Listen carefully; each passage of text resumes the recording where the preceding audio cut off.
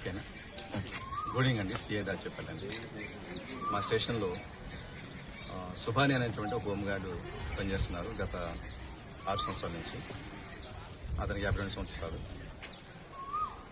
అతను station general duty చేస్తుంటారు, అప్పుడు డ్రైవర్ వస్తుంటారు, డ్యూటీ చేస్తుంటారు.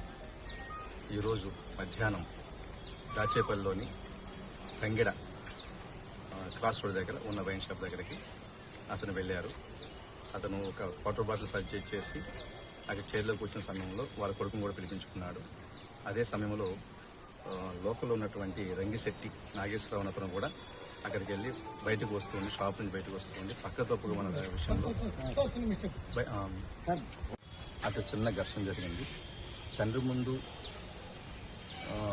పిల్లల ముందు శుభానికి అవమాన ఉద్దేశంతో ఇతను నాగేశ్వరరావు గారు వెళ్ళి తిరిగి తన పని తను చూసుకుంటూ మనకి లోకల్లో బస్టాండ్ దగ్గర వాళ్ళ పాపని బస్సు ఎక్కించే క్రమంలో శుభాని ఉద్దేశపూర్వకంగా ఇంటికి వెళ్ళి ఒక చాకు తీసుకొచ్చి అతని మీద ఉన్న పలంగా అటాక్ చేసి బుగ్గ మీద చేతి మీద రక్తగాయాలయ్యే విధంగా దాడి చేశారు.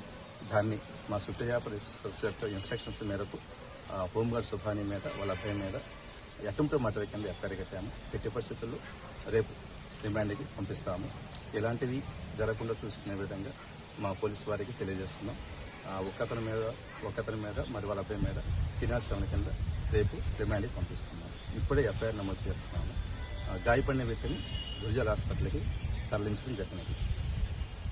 Okay sir.